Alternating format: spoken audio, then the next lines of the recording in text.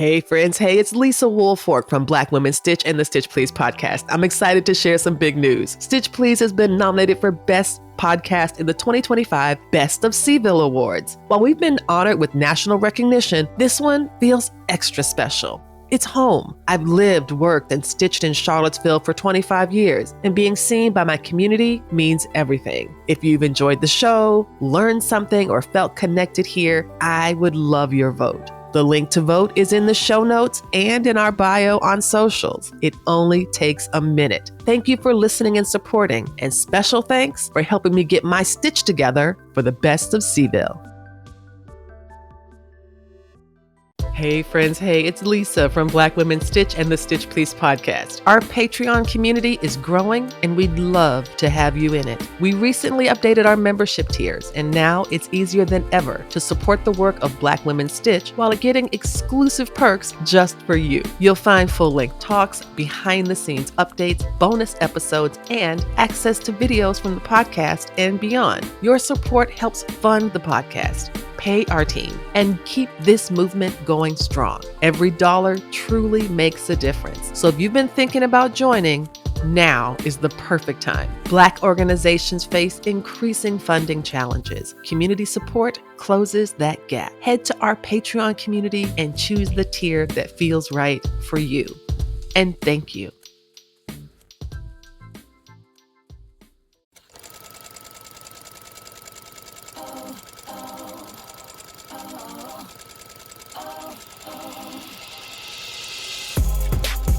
Hello, Stitchers. Welcome to Stitch Please, the official podcast of Black Women Stitch, the sewing group where Black Lives Matter. I'm your host, Lisa Woolfork. I'm a fourth-generation sewing enthusiast with more than 20 years of sewing experience. I am looking forward to today's conversation, so sit back, relax, and get ready to get your stitch together. Hey friends, hey, it's Lisa from Black Women Stitch and the Stitch Please podcast. And as I say every week, this is a very special episode because this episode, we are going to be talking about learning styles. Yes, we want everyone to learn how to sew. Well, everyone who wants to learn how to sew. And congratulations to you all who have just gotten sewing machines over the holidays, or you are really interested in turning over a new hobby to try something different. Welcome, welcome, welcome. You are in the right place. And we're going to talk about learning to sew and how we do that and what works best for you. So what we're going to discuss today are 4 different learning styles. And you should figure out like which one works best for you and how, regardless of what your best learning style is, there are ways that you can learn to sew in ways that feel good and organic to you. And this is the purpose of today's episode, to understand different learning styles and how they can enhance your sewing journey. I'm going to talk about 4 different learning styles today in order to help you get your stitch together to get started and love sewing for a long time. There are visual learners. There are kinesthetic or hands-on learners. There's reading, people that like to read. I'm one of those. And auditory learners, people that can learn by listening. And all of these 4 learning styles, visual, kinesthetic, reading, and auditory, can be mixed and matched.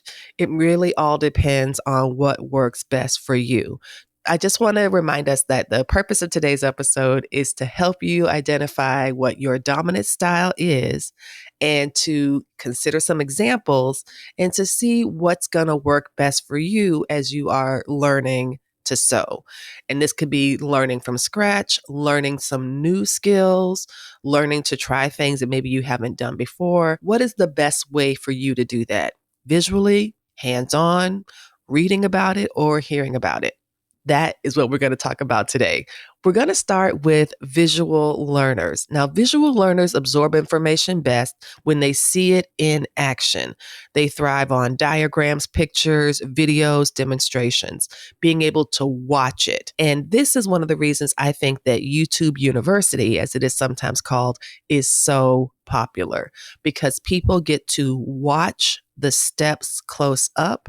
before they make them themselves. So watching a YouTube tutorial to see techniques demonstrated, like how to insert a zipper or how to sew darts. You could also do this with books, photo heavy guides in books or on blogs that illustrate every step of the sewing process is really useful. You could also take a workshop where they have live demonstrations and you can watch these sewing processes unfold in real time. So this is something that visual learners can really benefit from. And the reason it works for visual learners is because when you see the process, it makes it easier to understand it and to replicate it. You can visualize your completed garment or your finished project and how each step contributes to the final result. And this is what makes visual learning really persuasive for those folks who really learn well that way. So if you're a visual learner, you might want to focus on resources that include a lot of images, diagrams, videos. Look for tutorials that have close-up visuals of key techniques. Those kind of elements will be really helpful for you. And you can find those on with videos from YouTube, tutorials from different pattern sites, as well as books.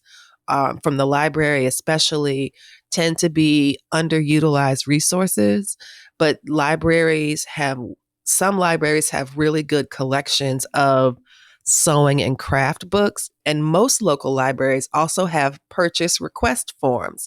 So if there's a book that you like that has a technique demonstrated in the way that you like, or you're really curious about it, you can put in requests for your library to buy books. I absolutely did that for lots of different projects that I was interested in. And the library would get the book and I would check it out of the library and I would do it and I would bring it back. And so that was one of the ways that I was able to access the kind of visual learning that was really useful to me without having to buy all of the books ever made on a particular topic. So we talked about visual learners and what it means to kind of see something. Now we're going to move to think about the kinesthetic or the hands-on learners. Now, a kinesthetic learner is someone who can excel when they can physically engage with the activity. They learn best by doing it and by gaining the experience through hands-on practice. They just want to jump in and do it. I don't need to watch. I want to try it myself. And there are lots of really good examples of this in sewing. You can practice sewing straight lines on scrap fabric to help build muscle memory. You can participate in workshops where you create a simple project and everyone's working on it together. That, here's a list of supplies, or here is a bundle of supplies, or here is a kit, a sewing kit project. And you can work on putting that together. Learning through trial and error and experimenting is a key element of the hands-on learning. I just want to try this. I'm going to thread this needle. I'm going to practice making these stitches. This is really a fun way for kinesthetic learners to meet their final learning goals. That it's not enough for a kinesthetic or hands-on learner to just watch someone do it. That's not going to help them to learn best. They can learn best if you put the needle and the thread and the fabric in their hands and let them practice it. So if you are a hands-on learner, and if you know that about yourself, then you can find opportunities to sew or to learn to sew or to find these learning opportunities that are also hands-on. And these are things like workshops, and even if you want to do it by yourself, checking out books from the library, watching or downloading tutorials where you're following along. But there has to be something where you have the power and the materials in your hands. And that is what a kinesthetic learner really values or benefits from. It's that active involvement. I'm taking the fabric, I'm starting to cut. Active involvement reinforces learning because they get to experience directly. Even mistakes even mistakes for a kinesthetic or hands-on learner become really important because this is how you grow. This is like, oh, wait, I did this wrong. Great. I'm glad I did this wrong. Now I know how to do it right. And so for a kinesthetic learner, they might want to dive directly into a sewing project. Just get in there and try it and do it. It could be simple. It could be imperfect. It could be, I have a shirt that I like or a t-shirt that I know that fits me well. I'm going to take it apart because taking it apart helps me learn how it was put together. And then I will use that as a pattern to make my next shirt. And this is something that people who enjoy learning and doing things hands-on rather than watching a video or listening to a lecture or a discussion, this is how they are able to benefit and learn the skill in ways that are really meaningful to them. For a kinesthetic or a hands-on learner, the act of doing it teaches them more than watching or reading about it. It has to be something that's tangible, something that they are actually working on with their hands. I've talked a little bit about visual learners and kinesthetic or hands-on learners. Now we're going to shift to learners that operate best when they are reading or writing. I am kind of this kind of writer, this kind of learner. I enjoy reading and writing. So for reading and writing based learners, learn best by processing the information effectively through text. They enjoy written instructions, taking notes, reading detailed explanations. Y'all, if y'all looked at some of the sewing pattern instructions that I have annotated them. I have highlighted them. I have put little sticky notes next to them that's like, ugh, this doesn't make any sense. This is a terrible way to put this together. It's one of the reasons that my good dear friend Naomi P. Johnson always says that you should read the pattern instructions 3 times before you start, because that is the way. First, you're just reading it the first time to just get a sense of, I guess the first approach is just to see how it all lands. Then the second time you read it, you are understanding the process and like why it was put together this way. And then the third time you read it, you really start to get it and to understand. Now, I am someone who is a person who loves reading and writing and is that type of learner as well. But I do sometimes not read my pattern instructions 3 times. And when I don't, I do have regrets because I will make a step at step 8 and it's like, oh, well, I'm sure I know better than the pattern.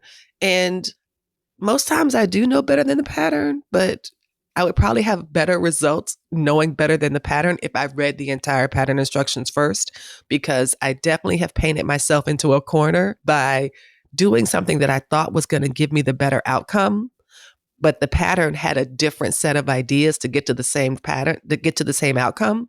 And, anyway, it was a learning experience is all I'm trying to say. Read your pattern instructions 3 times before you begin. It will save you a headache and it will help you figure out any kind of little tricky bits and tips that might surprise you if you don't read them all first. That's what I ended up learning. So there are lots of opportunities for reading and writing if you are that type of learner in sewing. Many patterns come with step-by-step instructions. The Big 5 patterns have them. Independent patterns have them. Independent patterns get testers to make sure that the steps that the pattern instructions are writing are accurate. So that's another thing. You could also look for sewing manuals. Even if you're trying to understand how to use your machine, you can find and look up the manual for the machine, even if you don't have that particular one, just to see if this is the one you might want. So there's a lot of text out in the world for guidance to help you learn how to sew. In addition, you can take notes. I'm a big fan of libraries and getting books from the library. You can read through those. You can have your own copies, build your own library of your favorite resources. I know that I have certain books that I constantly turn to help me with alterations and modifications. things that I use all the time, like, oh, wait, I need to make a bicep adjustment because I need more space here. Or I need to make a sway back adjustment because I need more room here. And there are books that I turn to that help me to do that. Or making a full bust adjustment, for example, which is a very common adjustment because the cup size for which many patterns are designed, the bodices, they they don't they don't fit well for me, at least. So when you do a full bust adjustment, just to give yourself a little more room in the chest without changing the neckline or your armhole. It's not enough to just go up a bigger size. Doing a full bust adjustment is something that is a very common alteration. And it's once you learn how to do it, it can make things so much easier and so much well fitted for you. But every time I have to do a full bust adjustment, I need to find it written down on a sheet of paper someplace. I've watched a couple videos, and so I kind of know how to do it, but I also enjoy having the step by step instructions written down so that I am, making sure that I am doing it in the way that I know it's going to work well for me at the end. Black Capitalists, A Blueprint for What is Possible by Rachel Larrier is a groundbreaking look at how Black visionaries from Wall Street to Lagos and beyond are reimagining capitalism to benefit the needs of Black people and ultimately everyone. You might think the term Black capitalists is oxymoronic. Black people were the labor force that built the infrastructure of American capitalism through the violent enforcement of legalized slavery, so they cannot and perhaps should not aspire to be beneficiaries of that system. But Wall Street professional and Yale-educated anthropologist Dr. Rachel Larrier poses a provocative question.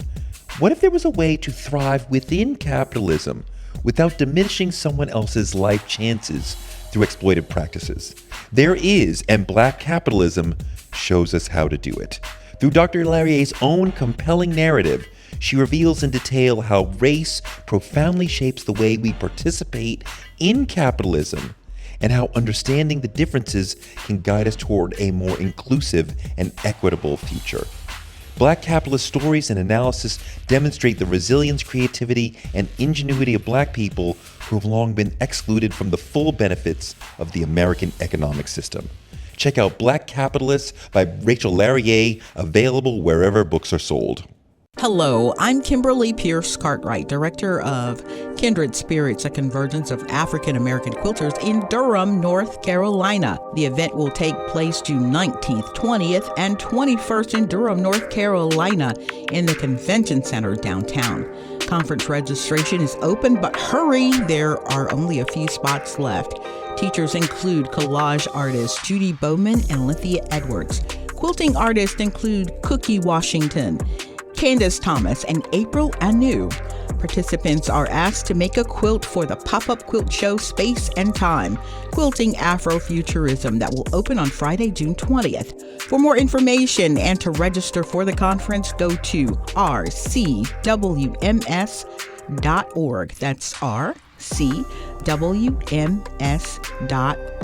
We're looking forward to seeing you there.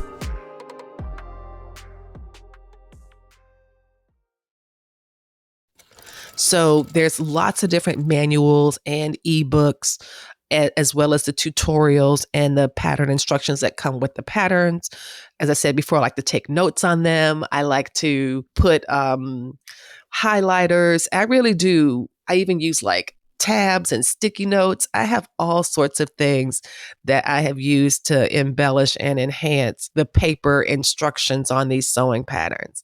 And it's because the written materials for me provide a structured, detailed guide that I could follow at my own pace. And that is one of the advantages of reading, is that you can do it at your own pace. If you're watching a video, you're following along, you can of course pause, etc., or you can slow down how fast the video would roll. But there's something for me about the written word that lets me underline things and to annotate them. And that's how it really helps me to understand these concepts better over time. And so if you are someone who is a learner who works best by written word and reading written words, I would suggest looking at books, patterns, downloadable PDFs, other clear written instructions and diagrams to supplement your sewing practice. You can also create your own resources, your own, notes about things that, oh, wait, when I put in a zipper, I need to remember to do this. These are the kind of notes that I add to my sewing pattern instructions. Like I've made so many collared button up shirts, like Oxford button up shirts, that I know how to put a collar in a way that is different than what many pattern instructions would say. However, I will bring that same set of instructions and just put it in the envelope with the other pattern instructions, because I know that I know how to do this way with this set of instructions. And so I just follow those steps. So essentially, reading and writing lets you modify the pattern instructions in a way that makes sense for you.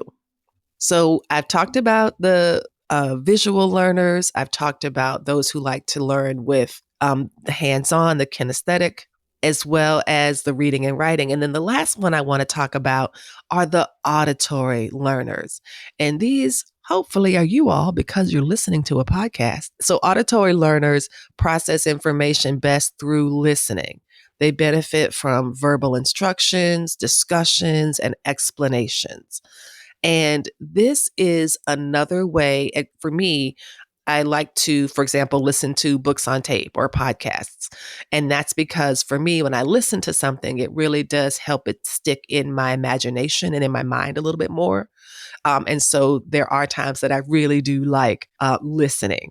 And so listening to podcasts or audio tutorials to understand techniques or to gain inspiration, attending sewing classes where, of course, you're listening, you're participating, engaging in group discussions is another way to go about it. So like if you're in like a guild and you're sitting around and having a conversation, this is another way to share information, to ask questions, to get verbal feedback, to say, hey, let me show you how to do this, or let me walk you through what I do when I do this. And that auditory step is really useful because I think, for me at least, verbal explanations can help clarify complex ideas. And if you're sitting next to someone, they can give you this real-time guidance. Like, okay, wait, listen, let me just explain step 1, step 2, step 3. In addition, discussions are a key element of interactive learning. And that interaction is another way that people can activate their own excitement about learning. And so one thing you might want to think about is, listening to the Stitch Please podcast to help you get your stitch together about sewing, but also different webinars and classes where instructors will kind of talk you through the steps as you work on your projects. I want to wrap up by talking about the combination of the 4 different learning styles that I mentioned in this episode. We started talking about visual learners, and then we went to talk about the hands-on, the kinesthetic learners, those folks who like to read or write as a way to learn. And then we ended up with the auditory learners, those who learn best by hearing. The great thing about this, y'all, is that you can combine these styles, and many people do. It is, I think, rare to have a person who can only learn something one way. I think many of us require a diversity of approaches. And this is why I think it's really neat to know the different learning styles and that you know what works best for you. I can break down what the styles are and give you some examples of how they show up in sewing. But at the end of the day, you should figure out what learning style works best for you and how to combine it with other things. The goal is to get some good outcomes so that you have a clear path forward for what your sewing journey will look like, so that you know where to turn when you need help. So Combining these learning styles is very common. Most people benefit from a combination of styles, and combining these methods can make your sewing that much more effective and engaging. So, for example, you can combine all the learning styles at once by watching a YouTube video or a video tutorial. Imagine you do it this way. You watch the video tutorial, which is visual learning, and then you follow the instructions while you are sewing, which is using your hands. It's a hands-on, a kinesthetic learning style. Then you are reading the pattern guide, which is the reading element of the learning style. And you listen to explanations, which is auditory. So that is one way that watching a video can hit all of those different styles. Or let's say this, you go to a workshop. You go to a workshop or you go to a class and you watch the teacher do a visual demonstration. So you watch the demo and that's visual. Then you start stitching after you've seen the demonstration. So that's kinesthetic. And then you ask questions or you engage in a Q&A with the instructor. So that's auditory. You're asking a question and they are replying to you. And that's an auditory type of learning. The combination of a text-based pattern and video tutorials can be a really good example of how you can bring those things together. And combining the styles works because it's like you're engaging multiple senses, and that reinforces understanding and retention. So you're listening, you're seeing, you're touching it. It's the tactile, it's the auditory, it's the visual. All of that works together to reinforce the things you've learned or the things you're trying to learn. Combining styles also helps learners adapt based on the complexity of the task and your personal preference. So sometimes it's like, I need to watch somebody do this. Let me watch the video and I'll watch someone do it. And then I'll go back and I'll read the instructions and then it'll make sense for me. Or I'll read the pattern instructions. And if there is a video tutorial or even a sew along, then I might participate in that just to see where the tricky bits were. Like, oh, this is how they attached the lining to the bottom part of this, of this jumpsuit, for example, which was something I couldn't figure out when I was reading it. But now that I see it, that makes so much more sense. So I think one thing I would advise as we wrap up today is to think about what style works well for you.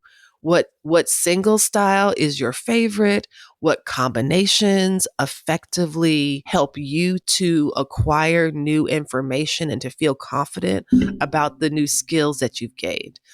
I think that's what I would say is trying to determine which of these learning styles are most useful for you and how you might combine them in order to get the best outcome. So as we wrap up today, I just want to remind everybody that we talked about different learning styles for sewing and how it's important for you to determine what works best for you.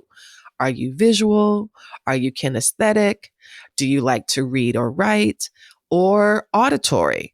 Because each of these can be used depending on, it doesn't matter what type of learner you are, there are ways that you can learn to sew using the methods you already appreciate, using the methods and ways that already work well for you. So I would advise you to think about the dominant learning style that you have and then how you can enhance that for a well-rounded approach. And remember, sewing is really highly adaptable. You can figure it out in a way that makes sense to you. You don't have to learn in a way that is going to be painful or frustrating or goes against how you organically acquire knowledge and process information. So, as we wrap up today's episode, y'all know already that the slogan of the Stitch Please podcast is that we will help you get your stitch together. And the advice that I'll offer today to help you get your stitch together is to think about the way you learn best and find that way or that combination of ways and just go for it. Just try. It is not going to hurt you to try it. You know now that there are visual ways, kinesthetic ways, reading ways, auditory ways, all of these different ways that you can learn to sew. There's lots of different resources available that can help you, free and paid. So choose one of those and get started. And if you get stuck, just know that the Stitch Please podcast will be here to help you get your stitch together. Thanks so much for listening, y'all, and we will connect with you next time. You've been listening to Stitch Please, the official podcast of Black Women Stitch, the sewing group where Black Lives Matter. We appreciate you joining us this week and every week for stories that center Black women, girls, and femmes in sewing. We invite you to join the Black Women Stitch Patreon community with giving levels beginning at $5 a month. Your contributions help us bring the Stitch Please podcast to you every week. Thank you for listening. Thank you for your support. And come back next week and we'll help you get your stitch together.